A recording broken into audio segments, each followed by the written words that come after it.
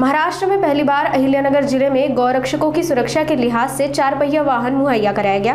निस्वार्थ भावना से हर कदम पर गौरक्षा के लिए निरंतर प्रयासरत गौरक्षक अब ज्यादा तेजी के साथ काम कर पाएंगे। अहिल्यानगर जिले के सभी गौ प्रेमियों और शिव छत्रपति अभियान की ओर से जिले के गौरक्षकों के लिए बोलेरो गाड़ी उपलब्ध कराई। ये गाड़ी गौरक्षकों की सुरक्षा की दृष्टि से एक बहुत बड़ा कदम है। रात रात भर अपनी जान जोखिम में डालकर गौरक्षा के लिए डटे रहने वाले कार्यकर्ताओं के लिए ये गाड़ी किसी वरदान से कम नहीं। राज्य में ये पहला प्रयास है जिसमें गौरक्षक और उनके जीवन के लिए इतना बड़ा कदम उठाया गया।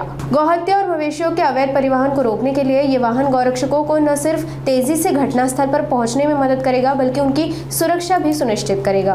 आज या ठिकाणी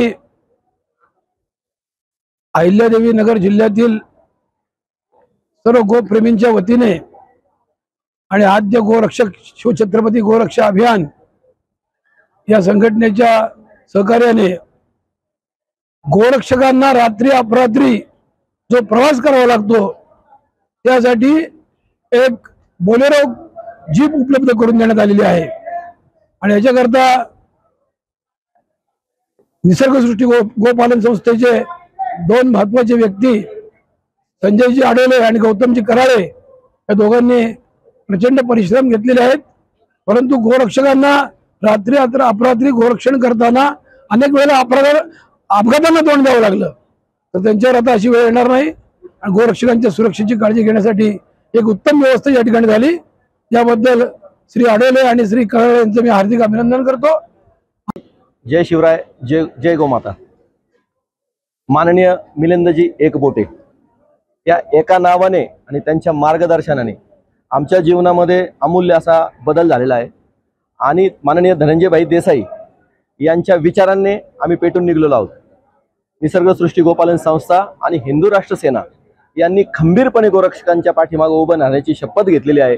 आणि ह्या शपथ घेण्याच्या पाठीमागे आमच्या समोर शिवस्वरूपात माननीय मिलिंदजी एकबोटे उभे आहेत।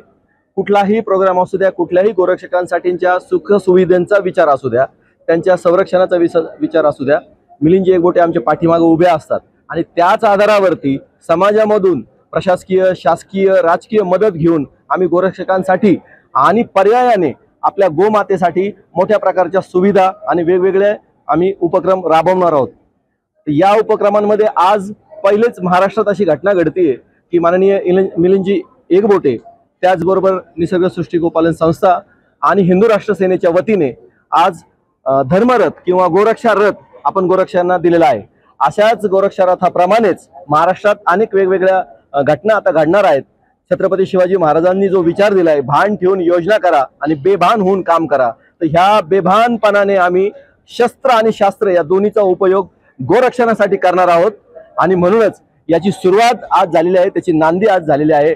आणि इथून पुढेही पुढच्या काळातही कसायांनी समजून घ्यावं की गोरक्षणासाठी आता इथं शस्त्र आणि शास्त्र एकवटलेलं आहे आणि गोरक्षक ह्या दोन्ही गोष्टींचा वापर करणार आहेत। त्यामुळे कुठला मंत्री असेल, मुख्यमंत्री असेल, कोणी राजकीय पक्षाचा पुढारी असेल, तो जर कुठल्या कसायाला, कुठल्या कत्तलखान्याला सपोर्ट करत असेल तर ते आम्ही खपवून घेणार नाही। आणि ह्याच माध्यमाचं आज आम्ही दाखवायचं म्हटलं, म्हणजे सुरुवात दाखवायची म्हटली तर हा रथ आम्ही गोरक्षकांना दिलेला आहे। भविष्य काळामध्ये अशा अनेक गाड्या, क्रेन असतील, गोमातेसाठी ॲम्ब्युलन्स असतील, या सुद्धा आम्ही उभ्या करणार आहोत। गोरक्षकांना वेळी पडले तर कायदेशीर शस्त्र सुद्धा आम्ही देणार आहोत। आणि इथून पुढे गोरक्षणाचं काम, देश घडवण्याचं काम आम्ही करण्याचं ठरवलेलं आहे।